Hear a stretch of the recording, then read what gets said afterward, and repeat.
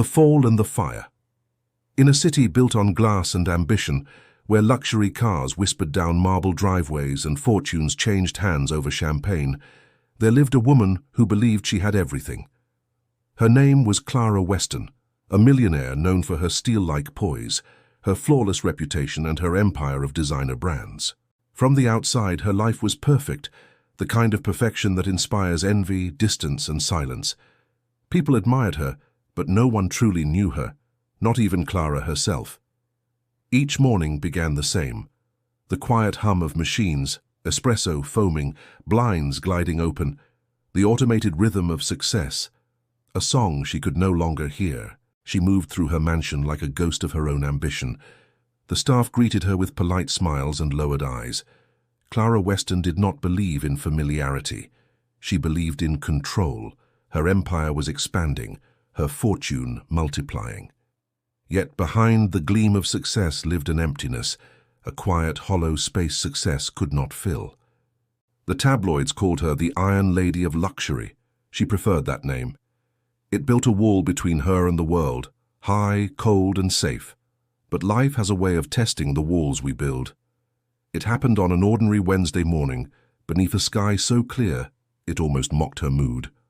Clara walked through her vast, echoing kitchen, scrolling through her calendar. Her chef had quit weeks ago, worn out by her impossible standards, so the agency had sent a temporary replacement. When she entered the room, Clara found an older woman standing by the stove, quietly stirring a pot of soup. Her hair, streaked with silver, was tied neatly back.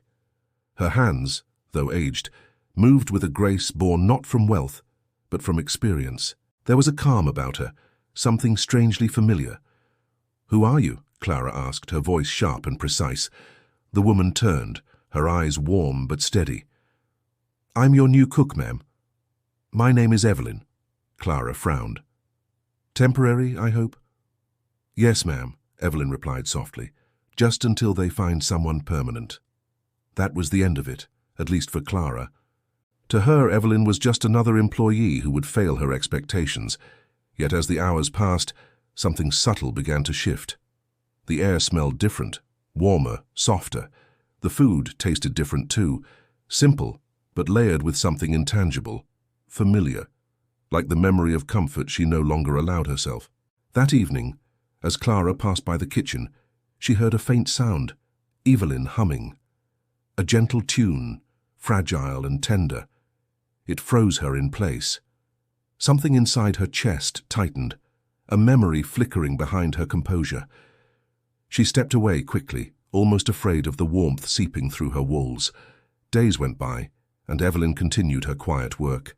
She never spoke unless spoken to, never intruded, never demanded. But her presence changed the rhythm of the house. The staff seemed calmer, the rooms softer, even the light somehow kinder. Clara noticed and resented it. She began to find faults. Too much salt. Too late. Too simple. No matter how flawless the meal, Clara's words carried a chill. Evelyn only nodded, apologized, and continued, calm, unbroken, patient. That patience irritated Clara more than anything else, because deep down she recognized it. That gentle endurance, that softness. It reminded her of someone she had spent years trying to forget, someone who once met cruelty with kindness, until kindness was no longer enough. And then came the storm. One night, Clara returned home early, her nerves raw after a disastrous meeting. Her assistant had quit, her investors were demanding results, and the empire she'd built suddenly felt fragile. When she entered the kitchen, Evelyn was arranging fresh flowers on the counter. "What are you doing?" Clara snapped. Evelyn looked up, startled. "Just brightening the place a bit, ma'am. The house felt—" "I didn't ask you to decorate," Clara cut her off. "You're here to cook, not to play homemaker." Evelyn lowered her gaze. "Of course, ma'am." Something in that voice, the softness, the restraint, struck Clara like lightning. That tone, that warmth, that unbearable familiarity. For a second she froze. Then coldly she said, "You're done here. Pack your things." Evelyn blinked. "I don't understand." "You're fired." For the first time, Evelyn looked her in the eyes, really looked. There was no anger there, no fear, only sorrow, a sorrow shaped by years of silence. "As you wish, ma'am," she said quietly, and walked away. The sound of her footsteps faded down the marble hall, leaving behind an unbearable stillness. The house, once alive with subtle warmth, now felt hollow again. Clara stood in the silence, her reflection flickering in the glass walls around her. She told herself it didn't matter. People were replaceable, feelings were distractions, control was survival. Yet that night, she could not finish her usual glass of wine. Her hands trembled slightly as she stared into the empty room, a room that suddenly felt too large, too quiet, because deep inside her chest, something she thought long dead had begun to stir again, something human, something burning, the fire she had spent her whole life trying to extinguish. Echoes of the past. The next morning the mansion felt different, quieter, heavier, like a cathedral stripped of faith. Clara's reflection in the glass walls looked almost foreign to her, tired, sleepless, with the faintest tremor beneath her perfectly drawn lips. She told herself it was just stress. Business was demanding after all, but the truth was simpler. The silence Evelyn left behind had a weight of its own. Clara went through her day in autopilot. Meetings, calls, signatures, numbers on screens, zeros multiplying in accounts that no longer meant anything. Her assistants spoke, but their words barely reached her. Something else kept pulling at the edge of her mind, like a ghost whispering through the noise. By the afternoon, she wandered into the kitchen again, out of habit more than hunger. The place was spotless, every surface gleaming. Yet on the counter sat a single folded note, left neatly beside a set of house keys. Her name was written in cursive, delicate and old-fashioned. Clara hesitated before touching it. The handwriting, it tugged at something deep inside her, a familiarity she couldn't place. She opened the note. It was simple. "Thank you for allowing me to cook for you, even for a short while. Take care of yourself, Clara. Evelyn." Her heart skipped a beat. Take care of yourself. No one had said those words to her in years, not since her mother's voice used to echo through their small apartment decades ago, back when life was hard, but love was easy. She tried to shake it off. She crumpled the note, threw it into the trash, and left the kitchen. But the sound of it landing there felt louder than it should have. She couldn't explain why her eyes lingered on the bin before turning away. Days passed, her temper sharpened, her patience wore thin. Employees avoided her gaze. At night, she found herself wandering through the empty halls, haunted by small things. A faint smell of cinnamon in the kitchen, a melody she couldn't stop humming, the strange ache of missing something she couldn't name. One evening, while reviewing property documents at her desk, a file caught her attention. It was an old acquisition report from the real estate firm that managed her estates. A few pages in, she saw a familiar address, a small house on the outskirts of the city, purchased under her company's name. She frowned. She didn't remember buying it. Curiosity stirred. She called her assistant. "Who owns the property at Elm Street 47? Her assistant hesitated. "It's listed under a caretaker's contract, ma'am. Someone named Evelyn Moore." Clara's pen froze mid-air. "Moore?" "Yes, ma'am. She's been living there for a long time. The house was transferred to the company as part of a larger acquisition years ago. Apparently your firm decided to let her stay rent-free, a charity clause from the previous owner." Clara leaned back in her chair. Evelyn Moore. That name, it echoed faintly, like a door creaking open in her memory. After a moment, she closed the file, but her hands were trembling slightly. She didn't understand why. That night, sleep didn't come. Instead, she found herself sitting by the fireplace, staring into the flames. The city outside glittered like broken glass, but her mind was somewhere far away, in a small kitchen that smelled of sugar and soap, where a woman's laughter once filled the air. She remembered a younger version of herself, angry, restless, ashamed of poverty, determined to escape it. She remembered the sound of her mother's voice, soft yet unyielding. "Kindness is not weakness, Clara, don't forget that." She had forgotten. Completely. When dawn came, she rose from her chair, her eyes hollow but determined. There was only one way to quiet the noise inside her chest. She needed to see that house. She drove without telling anyone, her luxury car slicing through the morning fog. The city gave way to quieter streets, older neighborhoods, worn but alive. The further she drove, the smaller everything felt. The buildings, her confidence, her anger. When she finally stopped at the gate of a modest white house with a cracked fence, she froze. Flowers grew along the path, wild daisies and lavender. The air smelled faintly of cinnamon and soap, and for a moment she felt 12 years old again. Her hands gripped the steering wheel. She couldn't bring herself to step out. But then she saw something through the window, a familiar silhouette moving slowly, setting a vase on the table, humming softly. The melody was the same one she'd heard days before. Clara's chest tightened. She opened the car door, stepping into the chill morning air. Her heels clicked against the pavement, each step heavier than the last. When she reached the door, she hesitated, then knocked softly. The door opened a crack and Evelyn appeared, her eyes widening in quiet shock. Neither of them spoke for a long moment. Clara's throat went dry. She didn't know what she was expecting. A confrontation, an apology, or perhaps just silence. But Evelyn simply whispered, "Clara." And in that single word, years collapsed. Clara realized she hadn't heard her name spoken like that, gently, lovingly, since she was a child. The truth hit her all at once. Evelyn wasn't just her cook. She was her mother. The truth beneath the walls. For a long moment, neither woman moved. The air between them felt thick, filled with years of unspoken words and unshed tears. Clara's mind spun in silence. She wanted to deny it, to tell herself it was impossible. Her mother was gone, or at least that's what she had convinced herself years ago. But standing there, seeing those same gentle eyes, hearing that same soft voice, there was no escaping the truth. Evelyn stepped aside and opened the door wider. "Come in, sweetheart." The word sweetheart shattered something deep inside Clara. No one had called her that in decades. She entered slowly, as if stepping into another lifetime.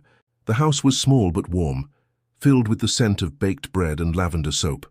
There were framed pictures on the walls, some faded, some new, and there among them a photograph of a young girl with a messy ponytail and a bright smile. Clara froze. It was her. She turned toward Evelyn, her voice barely a whisper. Why didn't you tell me?" Evelyn's hands trembled as she poured tea into 2 cups. "You made it clear you didn't want anything to do with me, Clara. You changed your name, left home, and built your life far away from where we began. I didn't want to bring you pain. I thought maybe it was better if I just watched from afar." Clara's throat tightened. "Watched from afar?" Evelyn nodded, her gaze soft but steady. "I saw you on television once in a magazine. You looked so proud, so strong. I thought, maybe you didn't need me anymore." The words hit Clara like a quiet storm. She sat down, unable to meet her mother's eyes. The silence between them stretched, filled with memories, nights when she had cried as a teenager, yelling that she'd never be poor again, that she'd make it on her own. She had believed that success would heal the shame of her childhood. But now, sitting here, it all felt hollow. "I thought you were gone," Clara whispered finally. "I thought you left." Evelyn shook her head. "No, my love, I never left. You did." The sentence landed softly, but its truth cut deep. Clara looked down at her manicured hands, at the trembling fingers that once clutched her mother's apron when she was afraid. For years she had buried that part of herself, the girl who needed comfort, who longed for affection. She had replaced it with ambition, wealth, and distance. Now that armor felt like a burden. Evelyn reached across the table, placing her hand gently over her daughter's. Her touch was warm, familiar, and impossibly kind. "I never stopped praying for you," she said quietly. "Every single day." Clara tried to speak, but her voice cracked. "Why did you take the job at my house?" Evelyn gave a small, sad smile. "I didn't know it was yours at first. The agency just sent me there. When I saw you that morning, I didn't want to believe it. You looked so different, so distant. But then I saw the way you walked, the way you frowned when you were thinking, and I knew. My heart knew." Clara's vision blurred with tears she didn't remember allowing. Why didn't you say anything? Because you didn't recognize me, Evelyn said softly. And I thought, maybe it was better that way. Maybe I could just take care of you quietly, without you having to remember the past. Clara's chest ached. All those days she had been cold, dismissive, cruel even, and the woman she had hurt most had simply endured it in silence. Her mother had cooked for her, cleaned for her, accepted her anger with patience, not out of obligation, but out of love. For the first time in years, Clara felt small, fragile, human. She stood up suddenly, pacing the room as if trying to escape the truth that surrounded her. I treated you horribly, she said, her voice breaking. I didn't even look at you.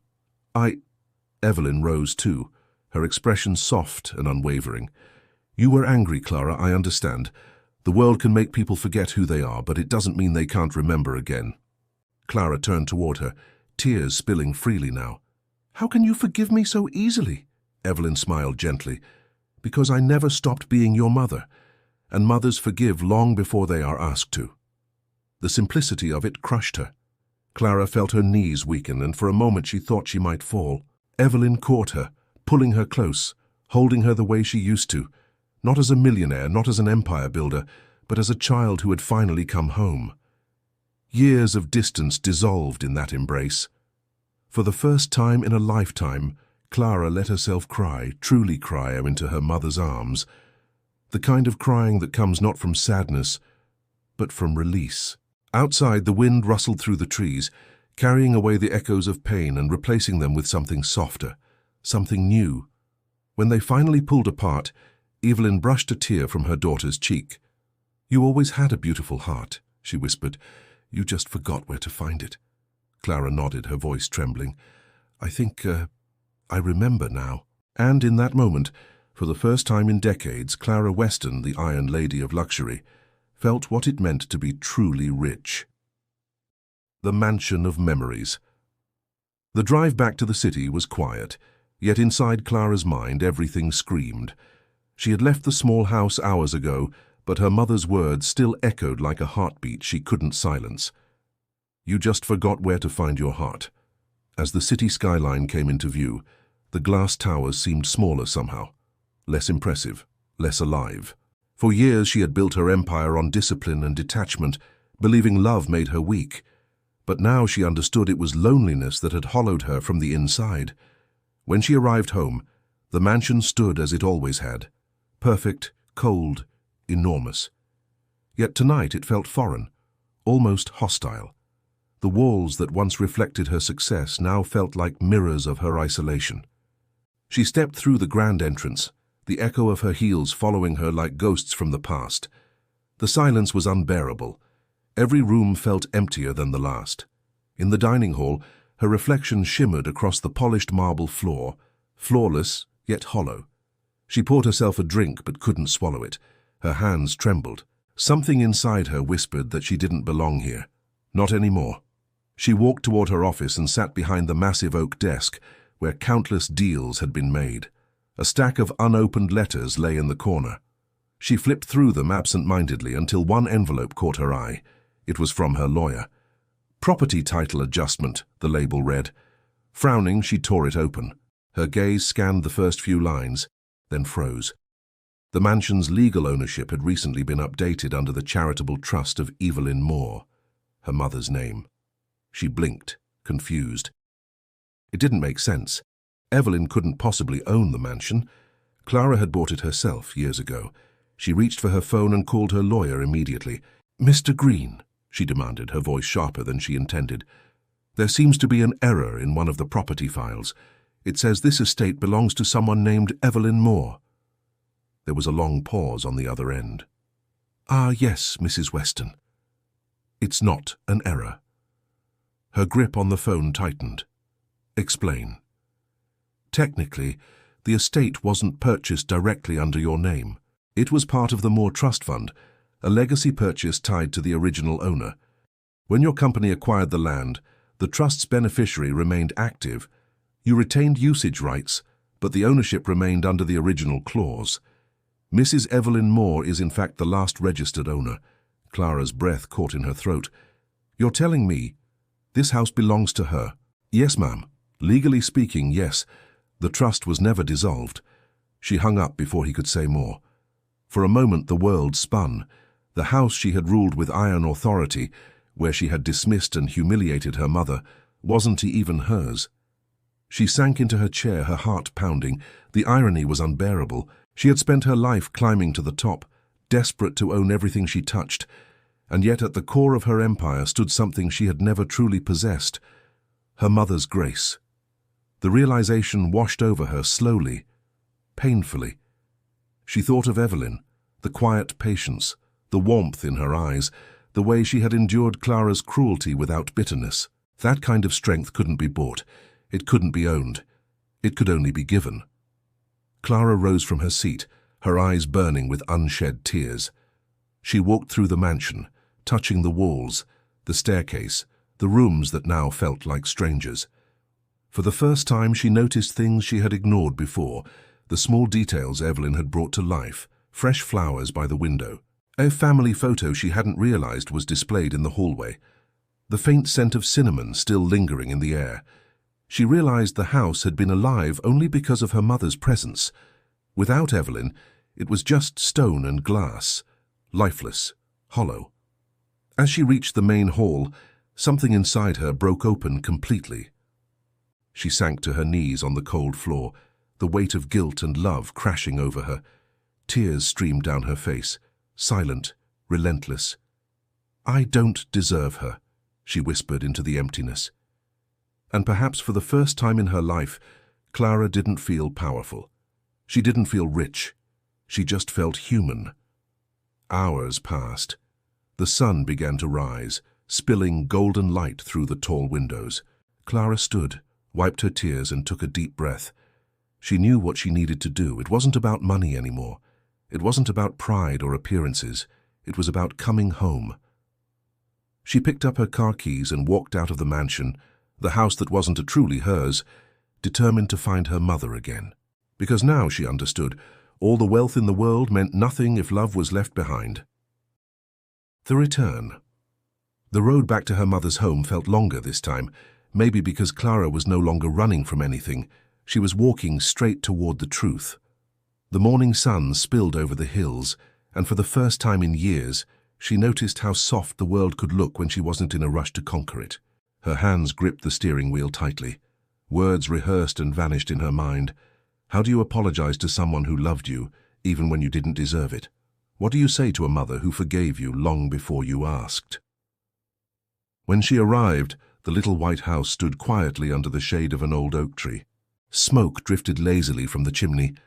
Life here moved at a different rhythm, calm, unhurried, forgiving.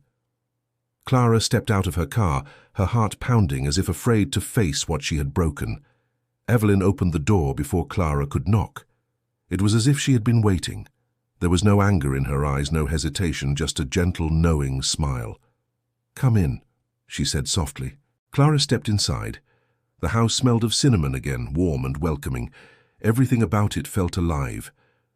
She turned toward her mother, words caught in her throat. "I found out about the mansion," she finally said. "It belongs to you. It always did."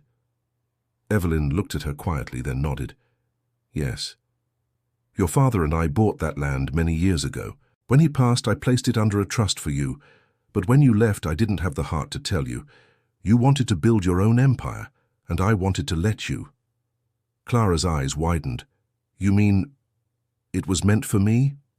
"Yes, darling. It was always yours. But I suppose you had to lose it to understand its worth." The truth struck deep. Clara felt her chest tighten with guilt and awe. "All these years, I treated you like a stranger in your own home." Evelyn reached out, taking her daughter's hand. "You were lost, Clara.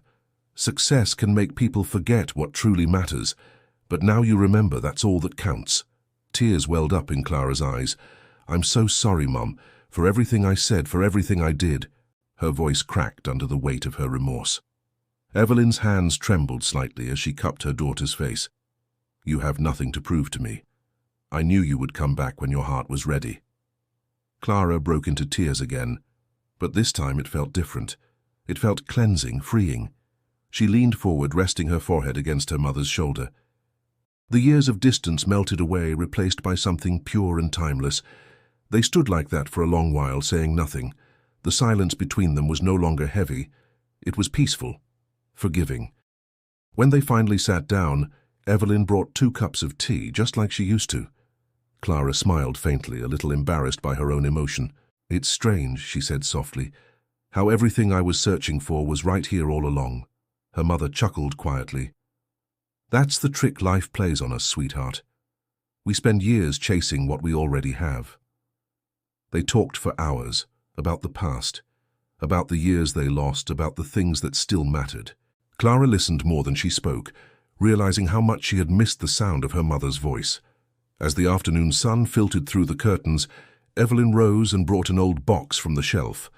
Inside were letters, dozens of them, each addressed to Clara. "I wrote you every birthday," Evelyn said softly. "I never knew where to send them, so I kept them here. Maybe now they'll find their home." Clara's breath caught as she picked one up. Her name, written in the same delicate handwriting she had seen on the note left in the mansion. Her hands shook as she opened it. "Dear Clara, I hope you're happy. I hope you're eating well, sleeping enough, remembering to laugh. I know you're out there building the life you dreamed of.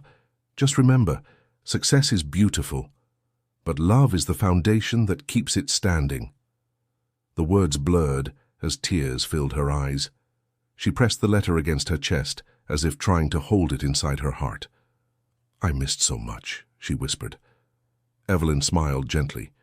"We both did. But we still have today."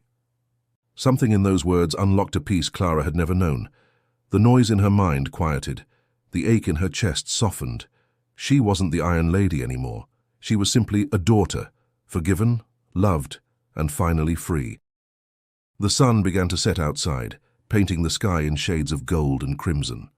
The light filled the room, wrapping them both in warmth. Clara turned to her mother, her eyes soft and steady. "Would you come home with me?" she asked. Evelyn tilted her head. "Home?" Clara smiled faintly. "To the mansion, to our home. If it's yours, then it's ours. I don't want to live in that place alone anymore. I want it to be filled with life again, with family, with you." Evelyn's eyes glistened. "Are you sure?" Clara nodded. "More than anything." And for the first time, the mansion that once symbolized power began to mean something else entirely. Forgiveness, family, and love reborn. The new beginning. The mansion looked different now, not because of the furniture or the art or the walls, but because of the laughter that echoed through its halls again. For years, it had been a museum of Clara's ambition, cold and perfect. Now, it was becoming a home.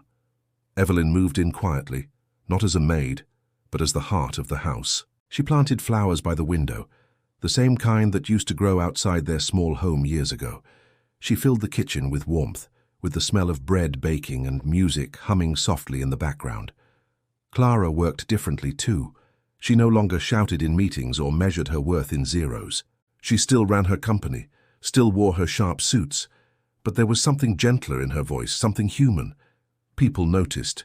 Investors, employees, even her old rivals began to see her not as a storm to be feared, but as a leader with grace and purpose. One afternoon, as she stood by the balcony overlooking the gardens, she caught her reflection in the glass. The woman looking back at her wasn't the same one who had fired her mother out of pride. She looked stronger now, not from power, but from peace. Her phone buzzed. A message from her assistant. "Charity gala confirmed for next month. You'll be speaking about resilience and family." Clara smiled. The irony wasn't lost on her. A woman who once believed love was a weakness would now be standing on stage, speaking about how it had saved her. When the day of the event arrived, the room was filled with faces from every chapter of her life, business leaders, friends, and even some people she had once alienated. But at the front row there was only one face she wanted to see. Evelyn's. Clara took the stage. The lights dimmed slightly, and a hush fell over the crowd. "I once believed that success was about control," she began, "about how much we could earn, how much we could own. But one day, I learned that the greatest wealth isn't built in boardrooms, it's built in forgiveness." Her voice was calm but carried weight. I spent years chasing power, thinking it would fill the silence inside me. Instead, it only grew louder. It took losing everything, even the love of my own mother, to realize that power without compassion is just emptiness dressed in gold. She paused for a moment, her gaze meeting Evelyn's. Today I stand before you as someone who's still learning. Success didn't make me whole. Love did. Forgiveness did. My mother did. The audience was silent, not out of politeness, but out of connection. Something about her words struck a chord deep within them. When the applause came, it wasn't loud at first. It grew, wave by wave, until the entire room stood in recognition. But Clara wasn't thinking about the applause. She was thinking about the woman smiling proudly in the front row, the one who had taught her that home isn't a place, it's a person. That night, when they returned to the mansion, Clara walked through the hall with a quiet peace. She stopped by the old study, where she had once signed deals and dismissed people without a thought. Now the same desk held framed photos, one of her parents, one of her and Evelyn at the gala. Evelyn walked in carrying 2 cups of tea. "You were wonderful tonight," she said softly. Clara smiled. "I just told the truth." Her mother nodded. Sometimes the truth is the hardest thing to speak. They sat together in comfortable silence. The fire crackled in the hearth. Outside, the rain began to fall softly, tapping against the windows. It no longer sounded lonely. After a while, Clara looked at her mother. "Do you ever miss the old house?" Evelyn smiled. "This is the old house. You just didn't recognize it before." They both laughed quietly. The words lingered, warm and gentle, wrapping around them like a memory rediscovered. As the night deepened, Clara walked to the window. The reflection staring back at her wasn't just her own anymore. It was both of them, side by side. The daughter who had built empires, and the mother who had built love. And in that reflection, Clara finally saw what she had been missing all along. Success wasn't about rising above others. It was about returning to where love began, and never leaving it again.